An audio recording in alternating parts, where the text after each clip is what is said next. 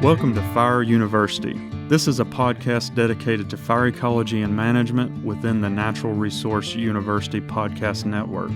My name is Dr. Marcus Lashley.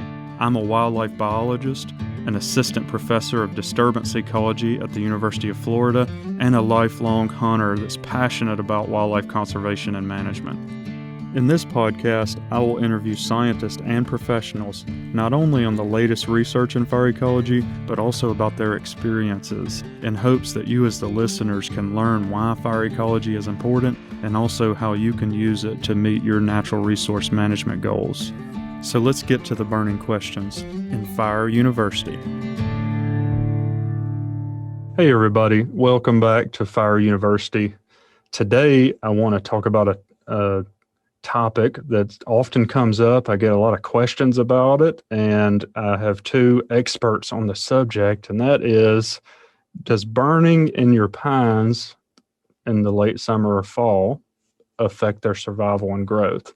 So I appreciate you guys coming on. I have Morgan Varner and John Willis here with me, and if you guys are ready to go, I would love to start out sort of in general. I know, Morgan, this is right in your wheelhouse. What are the factors that we should be thinking about, or the factors, I guess, that are affecting pines? I know a lot of our listeners have pine plantations or an interest in pine forests. So I'm just curious, from your background with tree mortality, what are the things that are causing trees to die?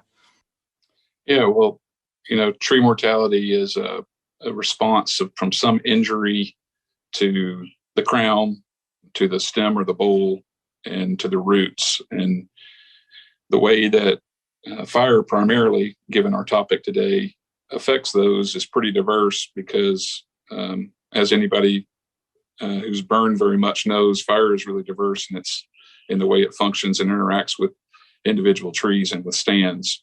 The most apparent of the injuries post-fire typically is damage to the crown, and that's the way people look at crown scorch. And it's really obvious in southern pines, but it's also pretty fleeting.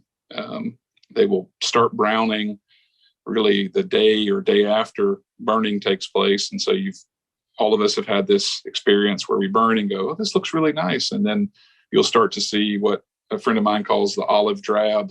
It's like a J. Crew color or something in the foliage. And over the next couple of days, it starts to go from that, lush green to a little bit of an orange, and then goes full orange. And for most of the southern pines, within the first 2 or 3 weeks, you'll have that.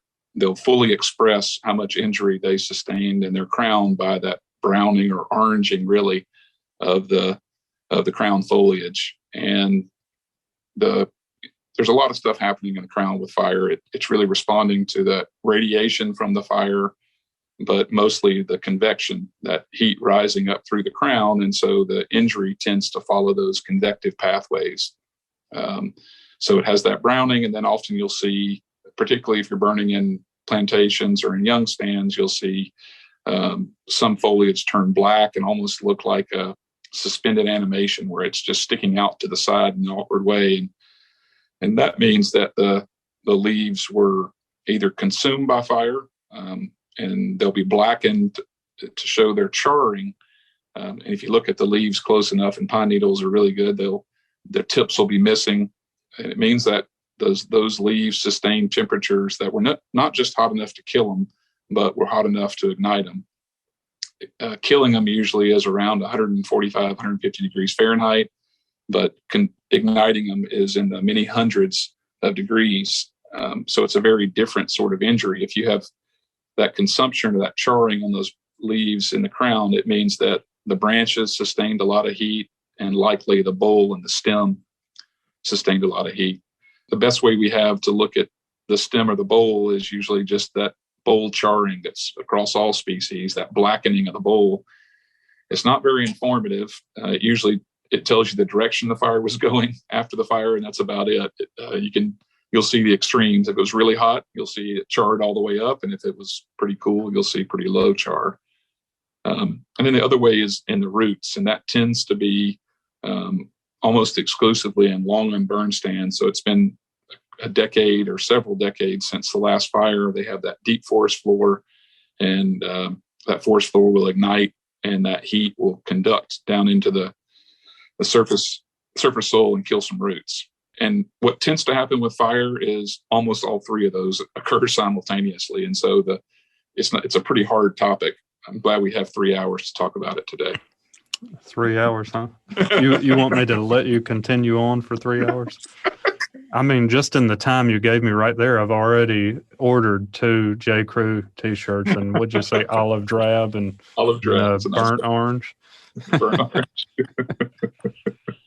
I was going to say the other part of that, of all of this is that fire is so diverse in the way that it moves through stands, whether it's you're backing a little fire through a pine plantation or it's a head fire that's skipping all over the place.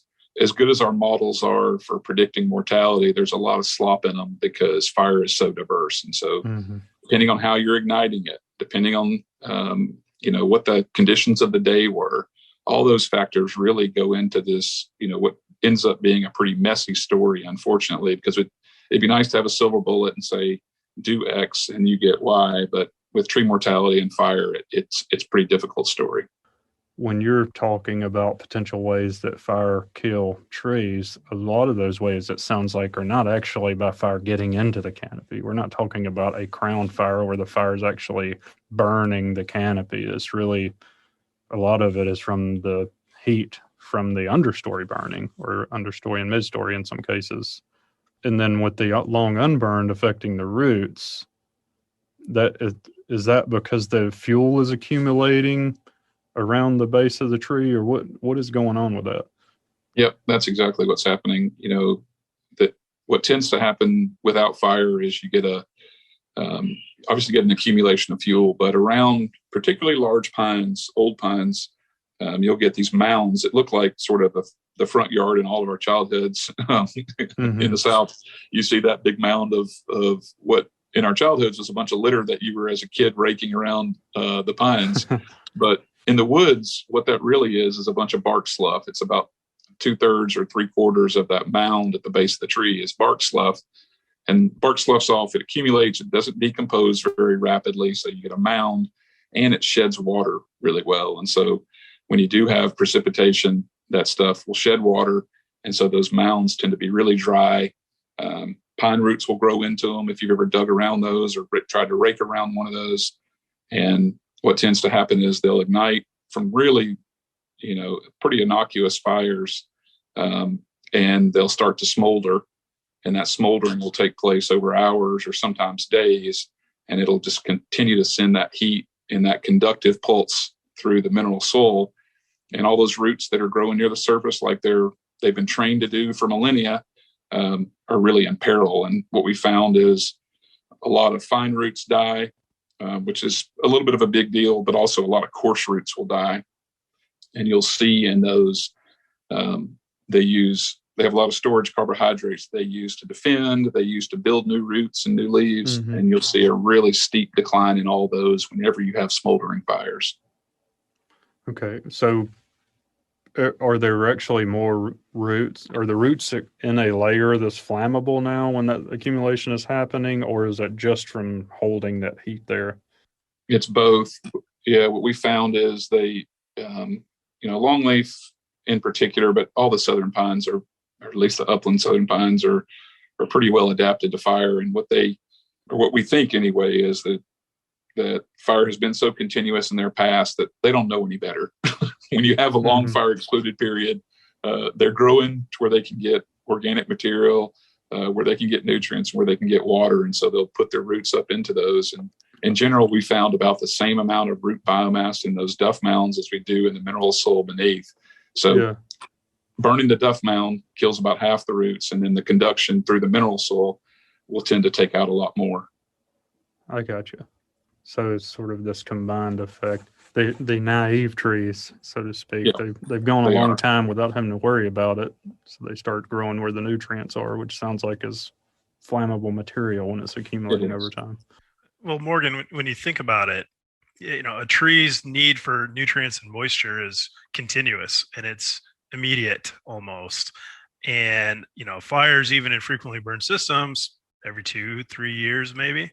So in terms of an adaptive force, it's that need for nutrients and moisture that's going to be first and foremost that tree's probably responding to.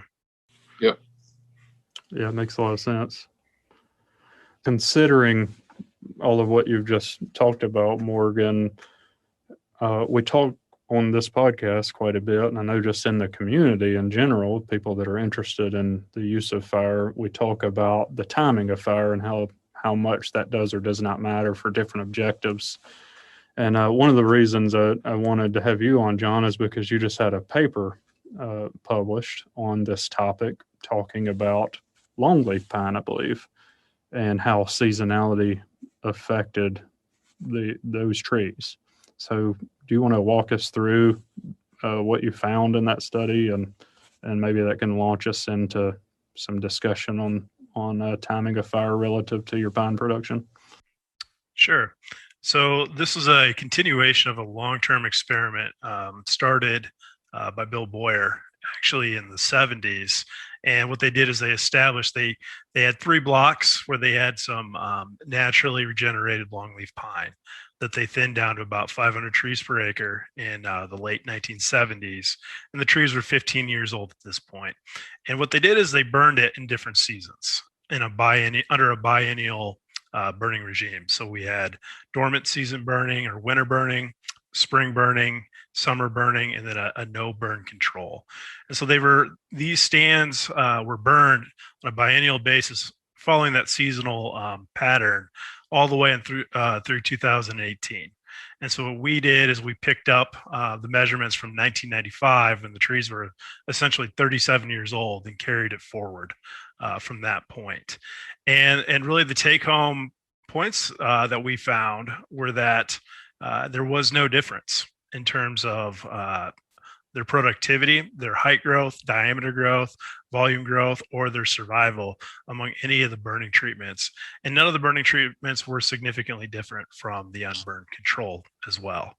Now, that was similar to what Bill Boyer found in his first study, where seasonal burning didn't have an effect, but there was an effect of burning or not burning. Mm-hmm. What we found in this later version is that effect of burning or not burning had actually gone away. So there was no change in productivity or survival, whether you burned or not, or within any season or not. Okay. So in terms of when the original study that was published found an effect of burning or not burning, was that a negative effect of burning? Yes, there was a negative effect on productivity of burning. I think the title of the paper, if I'm not mistaken, is The Hidden Cost of Burning. That was published in the early 90s. Oh, okay. So late 80s. Do you think, I'm sure there's probably many publications, and this is definitely both of your guys' expertise and realm of interest rather than mine, but do you think that paper has kind of pushed this perception, I guess, that you don't gain anything from burning, at least when you're managing a forest stand? It's hard to say. I think that I think more than the paper itself, I think there's a long cultural tradition of not burning outside of the dormant season. And what that's been based in isn't necessarily hard science. I think there's a lot of things going on with that, but I wouldn't say that original paper really set the stage for the seasonal attitudes towards burning. Yeah, I just meant burning in general. I mean, we do see in some sectors, I guess, with pine management that doesn't, in terms of pine production, doesn't seem to be worth it to burn to produce wood, that is. Sure. Yeah, I think there's an attitude, at least in those who are focused more on productivity, that there's nothing that can go well when you put fire in the stand. There's only things that can go wrong. And so even if 90% of the time there's no impact, it's that 10% of the time where you get that volume loss that resonates with people. And so I think, like on the accident where you actually do get a crown fire that creates problems. Yeah.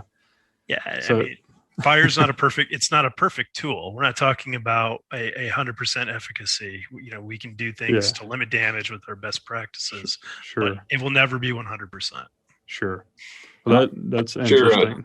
Go ahead. I was going to say I could share an anecdote. Bill, who was a phenomenal scientist and like a just incredible person. He was also sort of if you can imagine white-headed, wearing his little sweater and carrying his data in his hand. He gave a talk at the very first conference I attended. It was a Tall Timbers Fire Ecology Conference in Tallahassee, and it was an extension of those data that John's talking about.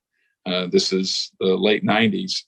And talk about getting a room of managers and scientists whipped up when he presented this volume growth as this hidden loss concept.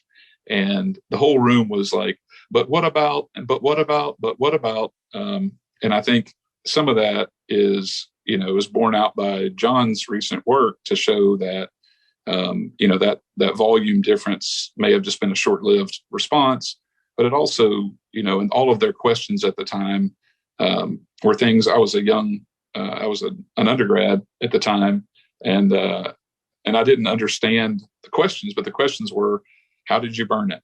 What was the fire behavior like? They were really delving into, because a lot of what happens, a lot of the arguments over seasonal burning or over fire's effects are when folks say it was burned or not burned or burned in a season. They don't give the details on how it's burned because, if I said something was burned in March, in Marcus, in your head, you're thinking, oh, that was that wet day in March that I remember. And I'm talking about a bone dry day. The grasses are all cured.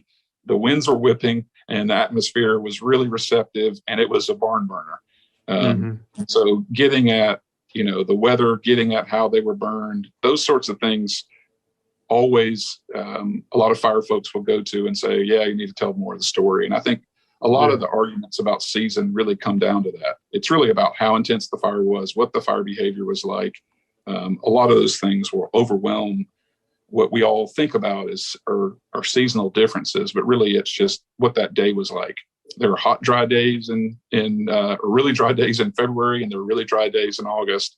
Putting that stuff in perspective, I think, helps sometimes when you boil it down to season or not season.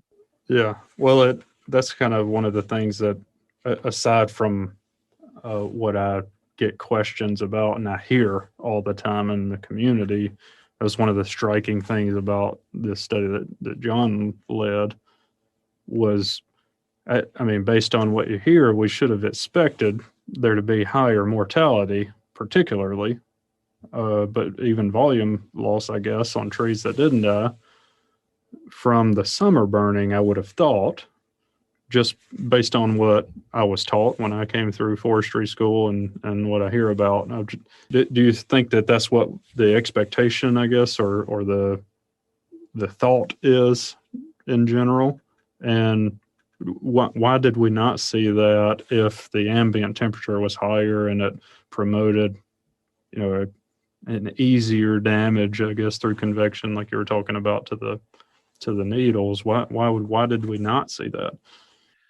So good questions. A couple things. I think you're right that the expectation going in based on prevailing thoughts that, again, we're not necessarily supported by data, but the attitudes going in probably would have expected damage to be greater in the summer, simply because the carbohydrates have already been allocated above ground, the potential for damage, the loss of the ability to grow during peak growing season could potentially lead to that reduced productivity and have some negative impacts on survival. So I would expect an early spring or summer burn based on that logic to have, all things considered equal, to have more damage than a wintering potential damage than a dormant season burn.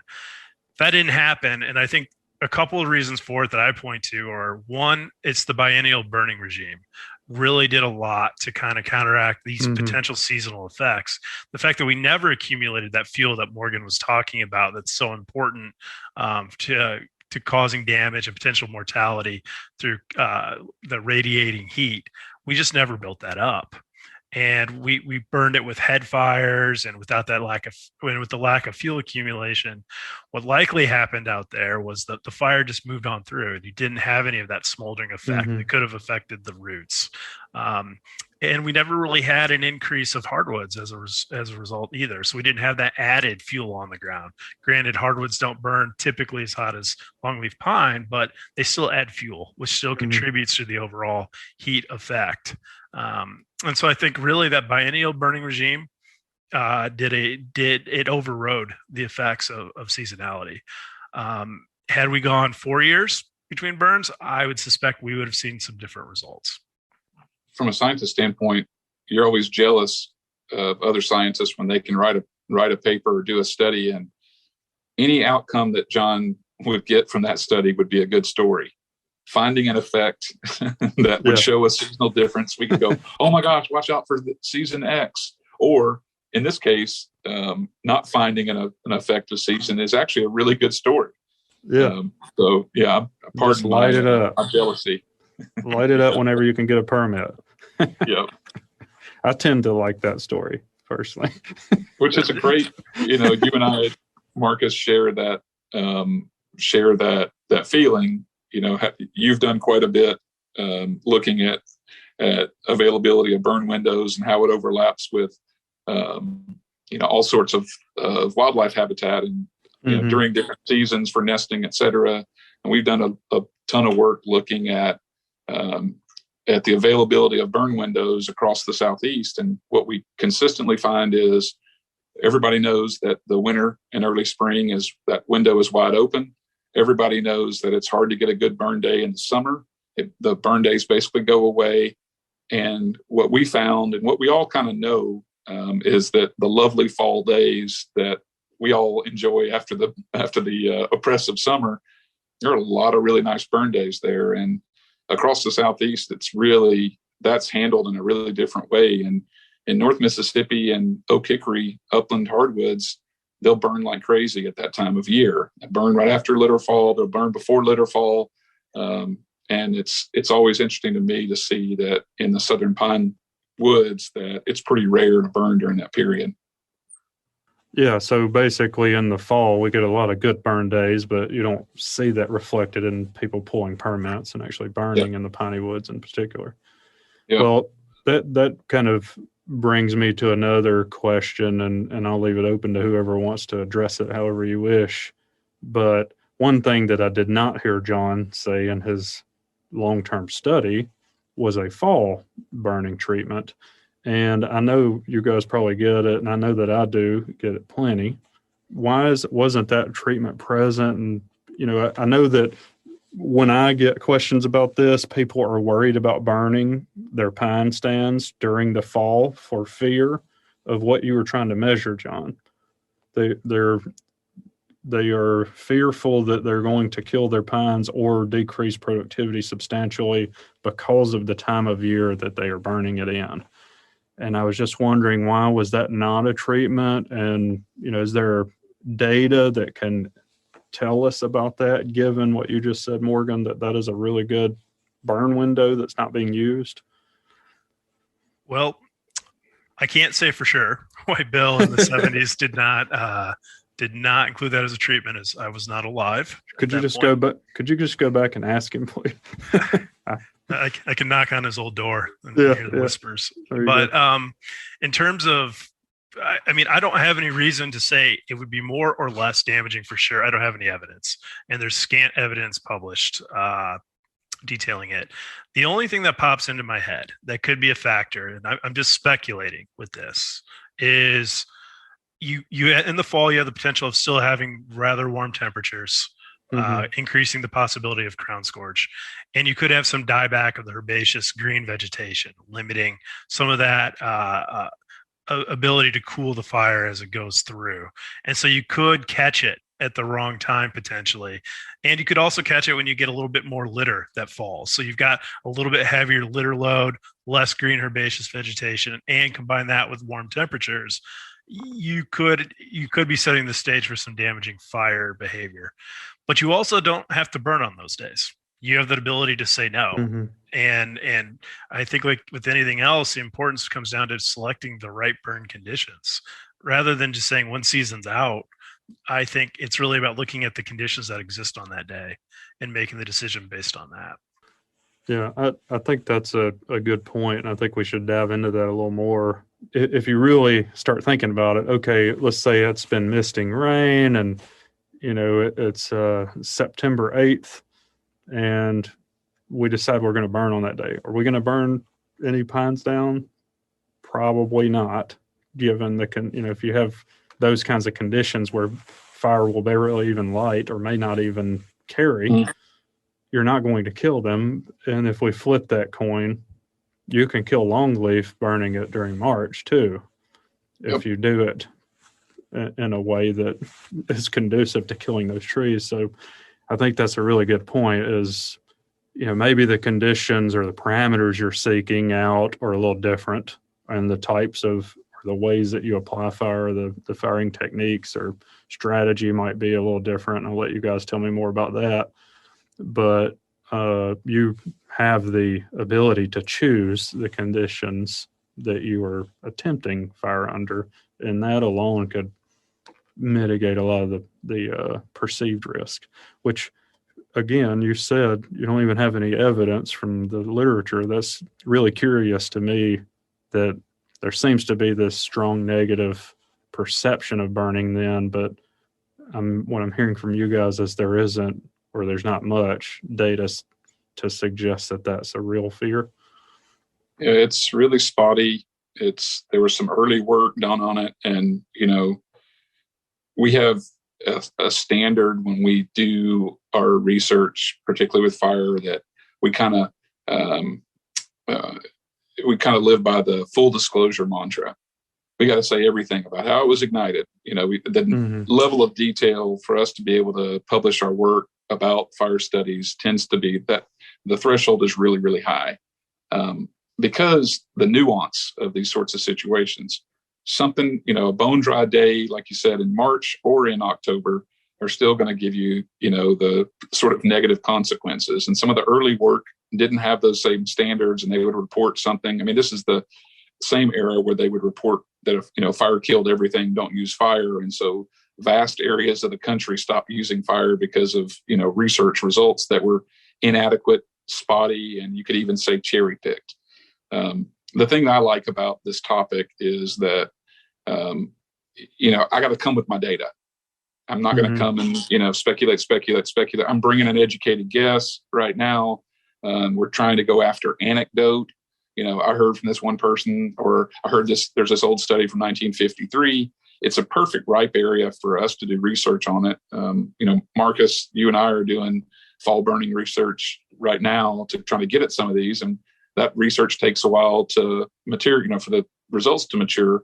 But it's a perfect kind of question, because with a window that wide open, and we're already fighting over burn days from everybody burning, or you can't burn on Mondays, you don't burn very much. Fridays don't burn very much. Weekends don't burn. You start to limit your burning opportunities. It really is. It really puts to me a bigger question mark over that fall period. And I think this is a great spot for research to provide some good answers. Yeah, that's a really good point. It's kind of interesting to me that would, given the enormous literature base on the use of fire, that there's very little on fall burning. Yeah. Particularly in pine woods, where it's, they're extremely flammable, obviously. That's really curious and good points that you're making. Another thing that I feel it necessary to add is that these are also, we're picking on specific objectives. Yep. And if your objective is to produce loblolly pine wood, that's different than, me telling a landowner to use fall burning because they're interested in forbs for turkeys and deer or whatever. Their objectives are very different, and that might change your decision making to some degree. And there are a few papers, I guess, because recently there's been a couple more come out showing that there are some real desirable effects of fall burning in terms of the understory herbaceous community in particular. The structural things that you might actually gain from that time over other times for some habitat-oriented objectives for some species. So I think that's an important thing to also consider when we're nuancing and caveating and everything, that when your objective is driven by pine saw timber, that's different than it being driven by how many turkey poults you have. To me, I mean, that's a huge, I boil it down. Your non-listeners are going to get really mad at me when I say this, but I always look at folks as either forestry burners or wildlife burners. And you see their effects on the landscape, because a forester like me, I work on tree mortality, and I'll tell you, like, seeing a dead tree is, it's part of my business, but I'm like, oh my goodness, look at that poor tree's dead. And I'll fret and just, be so upset about it. Whereas the wildlife biologist working next to me will be like, we had too many trees anyway, Morgan. It's going to be okay. Look at all of the dead wood obligates that are benefiting from that. Yeah. And in general, most of our landscapes, I mean, we talk about longleaf pine savannas or southeastern pine savannas or woodlands. And what most of us are burning in are forests. They're closed canopy. They could use some light. Those understory forbs and grasses could use some light, use some resources. And so, I try to be a little more thoughtful about it, that, killing some trees is okay. And if we try to not kill any trees, then we're going to miss out on all these other objectives that are often more important to a landowner. But seeing a dead tree is something that you see for a long time. They stick out like a sore thumb. And so they tend to have a more lasting effect than seeing, more flowers in the understory, for instance. Yeah, that's a good point. Another thing, I guess, to think about is how you kill the tree, right? So, generally I would be recommending to people that they kill trees by going in and harvesting some, making a little money off of it. But that may be less of a concern now that the pine markets are not doing very well, right? So it may be hard for a landowner even to get their pine stand. Mm-hmm. So, I'm not nearly as worried about that dead tree if it doesn't have any value, I guess, is my point. Circling back a little bit, we were talking about the different considerations or how they might differ. If you were going to burn during March versus you're going to burn in September, what are the differences in maybe the conditions or the, what you're worried about? Are there any differences in the application of fire in a pine stand, given you have some interest in the trees? Well, I mean, the best thing about burning in the winter and early spring in the South is that cold front passage is really predictable. All of us live that existence. Here comes that cold front. It's dumping precipitation, and what's behind it is a bunch of cold, dry air from Canada, from the Midwest that's coming down, and it's a perfect recipe for being able to burn. The fuels get wetted, and then they're starting to dry, and so every day after that, it's pretty predictable, and so you get into a bit of a rhythm, and the fall just doesn't have that same sort of at least predictable as far as a precipitation band is coming. We tend to get, depending on where you are in the South, where John is, there's, a pretty substantial fall drought in Auburn. It's not the same drought in North Mississippi, and it's not the same drought in North Florida. And so those extended drought periods are one characteristic that's pretty spotty across the South, but most of us have, we experience that extended dry period. And all trees, when they're injured with fire, are going to suffer some post-fire water stress. And so, that could potentially be an issue. But again, if you're attuned and you're in the rhythm of burning, watching precipitation, the probability of precipitation could alleviate some of that angst that somebody might have. What about in terms of firing techniques? Well, this is also one we could spend a whole hour on. I was just reading something this morning. Let's just try to keep it to a minute and a half. Folks have pretty strong feelings on all of it. Even in our building here at Tall Timbers, two scientists argue about it about weekly. And the same two, or you're rotating which two? No, it's the same two. It makes for uncomfortable lunches. There's a strong history in the South of using backing fires, particularly in pine plantations. And a lot of people just started that way. That's how they learn to burn, and that's how they burn. It's slow, in no hurry. You can all see all of us standing on a tool or with our hands crossed over a tool, and we're just watching this fire do what it's going to do. And there's pretty good evidence that can push heat into the soil. There's pretty good evidence it can, cause a little bit of bowl injury.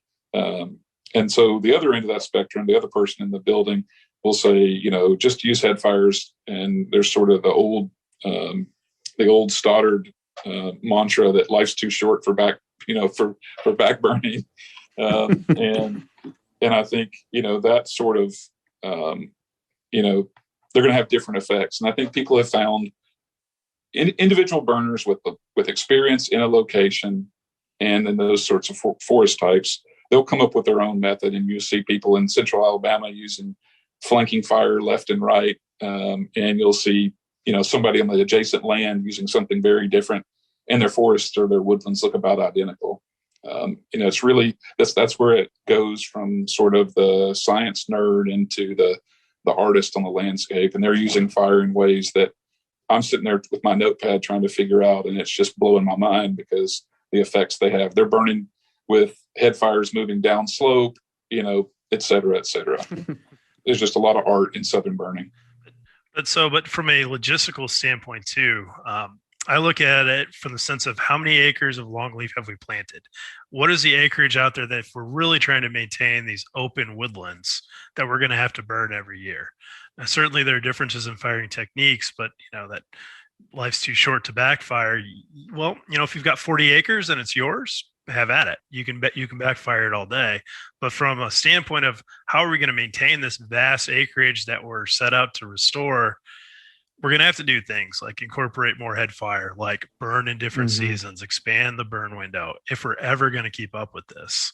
So that's just my, I guess, where the rubber meets the road forestry perspective. That's a good point. I know that both of you have worked with this to some degree, and I'm familiar loosely with some of the research on it, but how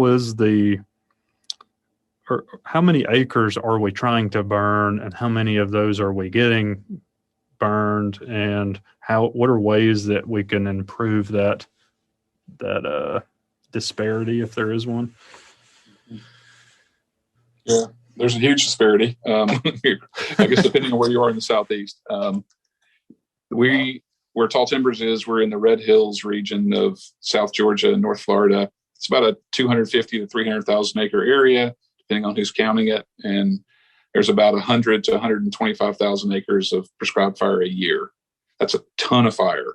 But it is a real outlier. If your listeners go and look at this thing called the Southeast Fire Map, and I think you'll have a link to it, you can really look at the Southeast, and there's some, pardon the pun, there's some hot spots in the Southeast where there's a lot of fire.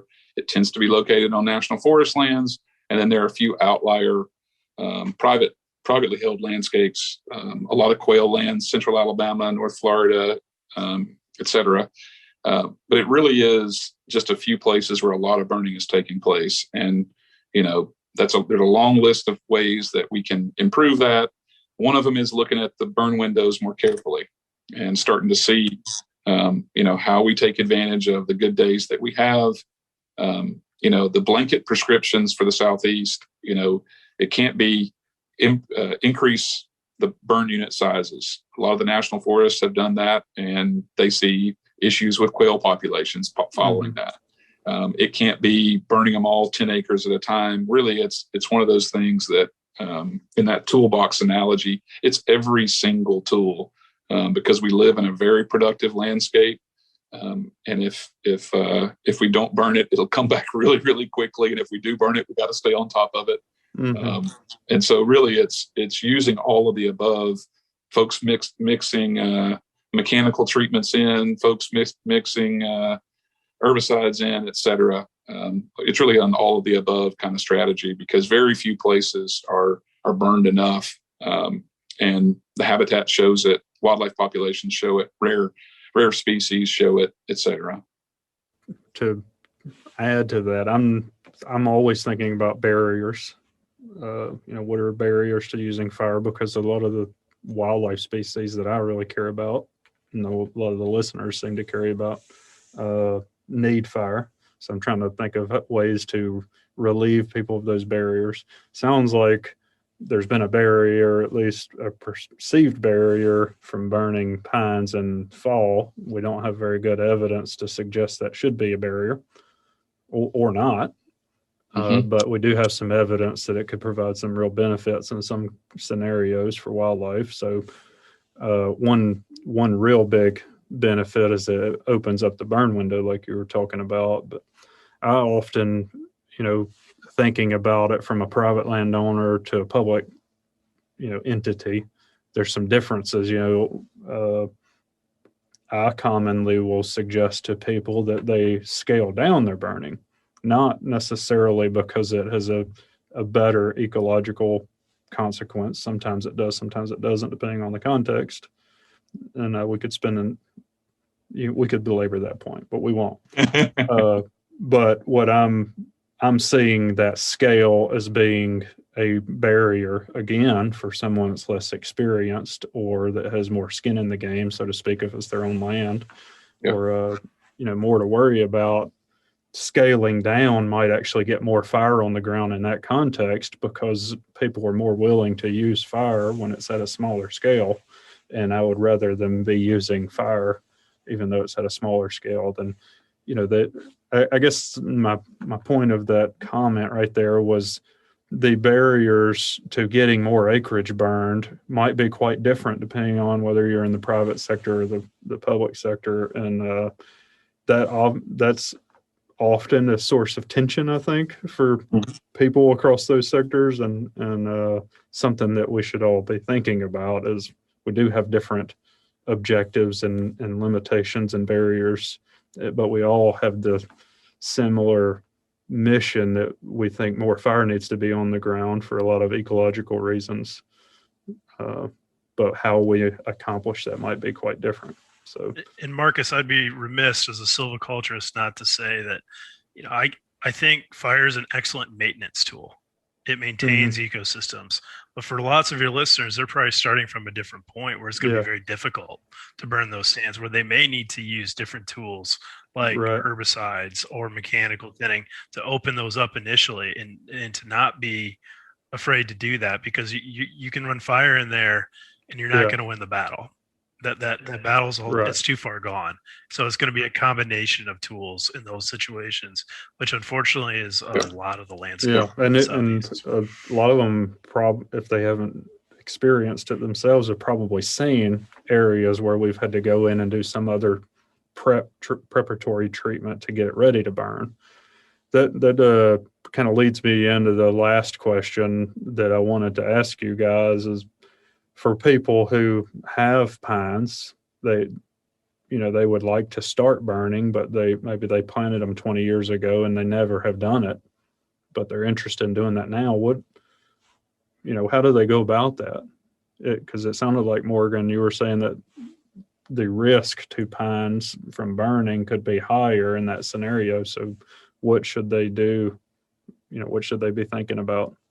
Well, I think your point, it goes back to your last point, your tirade is what I was going to call it. Diatribe, it's another good word. Yeah, definitely. We have a private lands, for lack of a better descriptor, a burn team that goes and works with landowners. And I've heard comments where folks will say, they didn't burn very much. That was a lot of effort. And you burn 6 acres or you burn 12 acres to that landowner. And, to your previous point and this question, that's often what you need is there's some hand holding, there's some education, there's some mentoring, folks learning as apprentices. Fire is as a community is a very experiential field. You can learn stuff in a classroom, but really it's, being out there and seeing how stuff happens. You can tell people an equation for fire spread, but until you see it, it doesn't become real. And I think for those sorts of situations, it's almost like you've taken your first class in medical school and now you're doing open heart surgery. A lot of situations can be really, really difficult. And there's there are pretty great resources through the NRCS, gets folks in contact with folks. Lots of consultants have been doing this for decades, or they have crews that the cumulative experience is, more than a century out in the woods with you. The Cooperative Extension Service through every one of the southern states has those, has great contacts and great experience. But I think, looking at fire, and to John's point, looking at other potential treatments to get you on the way there. I love it when people are thinking about fire, but I have the same, often have the same, cautions. Let's take this slow. Let's not bite off more than we can chew. You got a 400-acre burn unit and it hadn't burned in 20 years is nobody's first burn. It ought to be, I burned an acre. I think I'm figuring this out. Maybe you burn 2 acres next time, and you're very slowly figuring out where that sweet spot is. And you're learning from experts who in the fire field are also really amazingly generous with their time and their advice. None of them are short on advice. I've certainly learned that over the years. Yeah. Well, there's good points. And there's some things you can do. I mean, if it's in that degraded condition, to the most extreme, you could get out and rake around those trees, get rid of that accumulation around the base. We're talking small acreage if you're going to be doing that. But, if that's the condition you have, you may want to back off considering burning in these other seasons, burning in the summer, burning in the fall. Maybe that's not the best time to try this. Again, I go back to my study.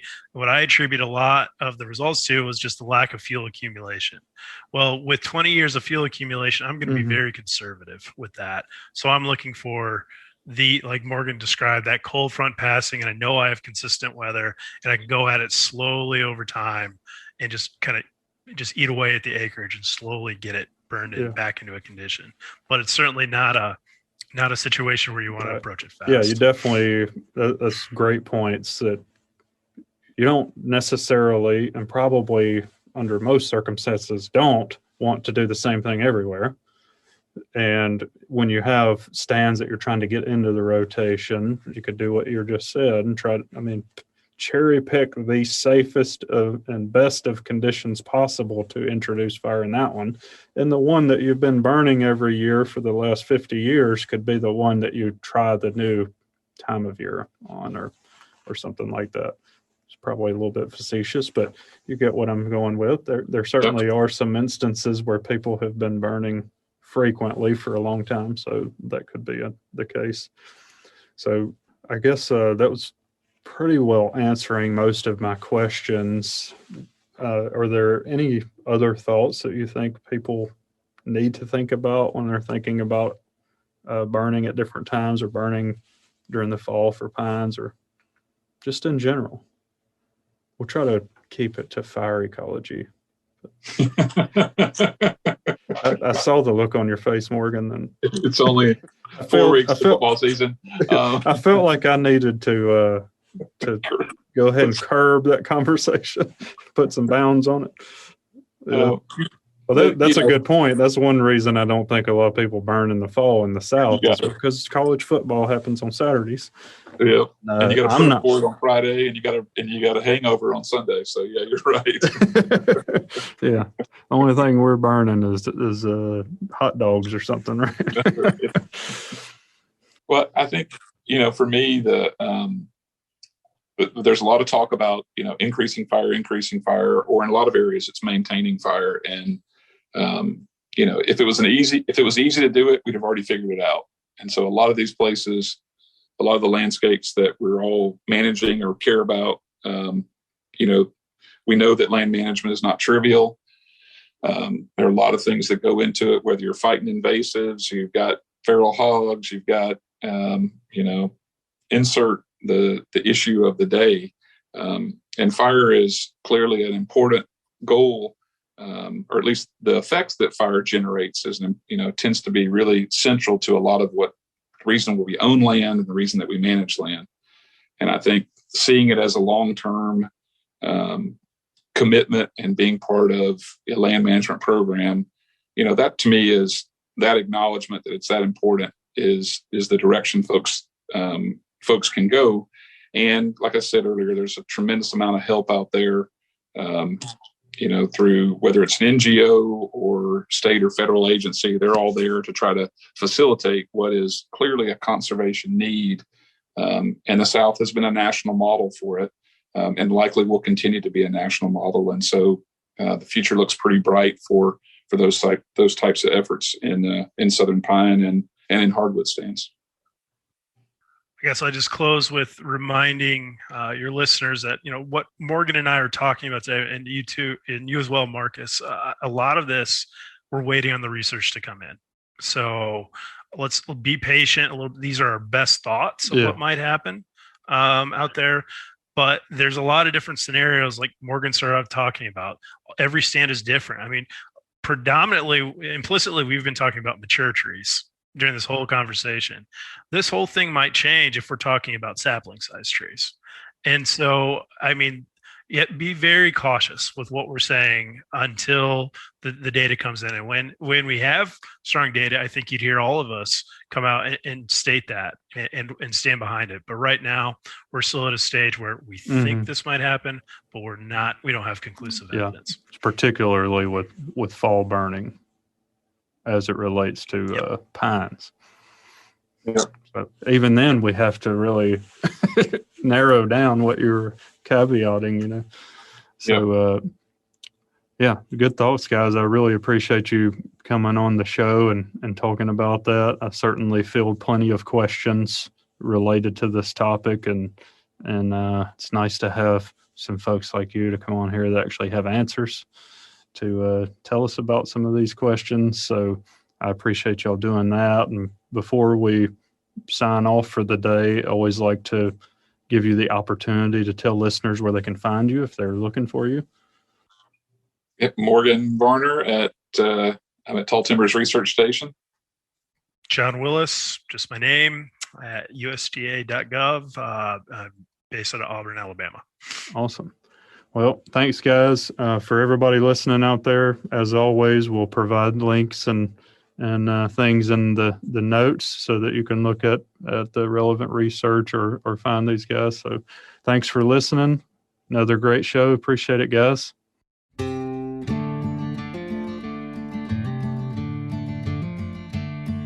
Fire University is part of the Natural Resource University podcast network funded by the Renewable Resources Extension Act. If you like what you heard today in this episode, please follow us on all the social media platforms at UF Deer Lab.